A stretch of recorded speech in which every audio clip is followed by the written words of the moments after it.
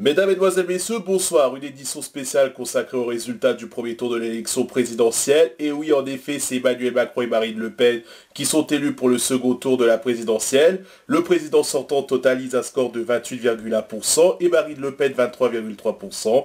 Jean-Luc Mélenchon étalonne avec 20,1%, mais très loin derrière se trouve Éric Zemmour 7,2%, Valérie Pécresse 5%, Yannick Jadot fait un score de 4,4%, Jean Lassalle 3,3%, Fabien Roussel 2,7%, Nicolas Dupont-Aignan 2,3%.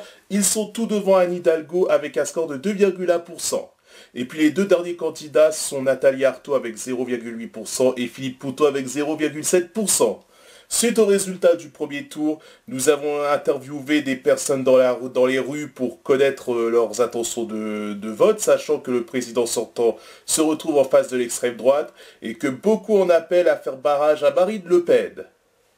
Moi c'est sans appel, je vais voter Macron. Pas pour moi, les bulletins de vote sont faits, c'est Macron. Si Marine Le Pen passe, ça va être la fin du monde. Il ne faut pas laisser passer, donc c'est clair, je vote Macron. Le Pen ne doit jamais passer, sinon elle va salir la France. Macron est le président idéal. L'extrême droite, ce ne sont pas les valeurs de la France. Il faut quelqu'un d'autre pour sauver le pays. Et ce quelqu'un, il n'y en a pas 10 000, c'est Macron. Voilà, vous avez entendu tous ces Français qui appellent à voter Macron. Ce sont bel et bien des compatriotes. Nous allons faire un résumé de la soirée électorale avec Simon Clémenceau. Pour les partisans d'Emmanuel Macron, l'humeur était au rendez-vous au moment de l'annonce de la qualification au second tour du président sortant. Vous avez eu confiance en moi et je vous félicite. Continuez comme ça et vous aurez une récompense. Le pays aura une belle vie. Même chose pour Marine Le Pen, le champagne était au rendez-vous.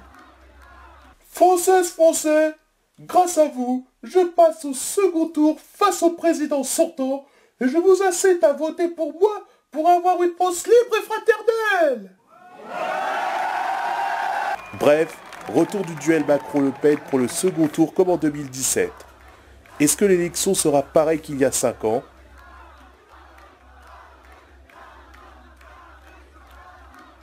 Jean-Louis Doménil, bonsoir. Bonsoir. Alors Jean-Louis, ce qui se passe, c'est du déjà vu. Notre président sortant se retrouve nez à nez face à l'extrême droite.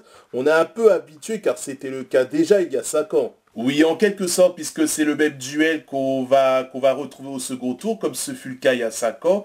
Et c'est une grande première que deux second tours est un même duel en 5 ans. Alors on l'a vu, Emmanuel Macron est arrivé en tête du premier tour avec 28,1%. Est-ce qu'il a une chance de se faire réélire ou Le Pen peut la battre largement? Bah écoutez, faudra voir ce qu'il en est dans 2 semaines. Pour l'instant, il est en tête, mais la donne peut changer. Si Marine Le Pen l'emportait, est-ce qu'il y aurait un potentiel danger pour le pays? Bah en fait, la candidate du Rassemblement National veut montrer une belle image de son parti, contrairement à son père il y a quelques années. Mais selon des infos qui m'ont été fournies, l'État risque d'avoir des soucis à se faire, car si elle est élue, la France sera moisie par la candidate. Qu'est-ce qui pourrait faire que Marine Le Pen soit élue chef de l'État? Eh bien, soit parce que certaines personnes en veuillent à Emmanuel Macron, mais aussi le nombre d'abstentions qui pourraient jouer sur les sondages, d'où l'intérêt d'aller voter le 24 avril. Merci Jean-Louis.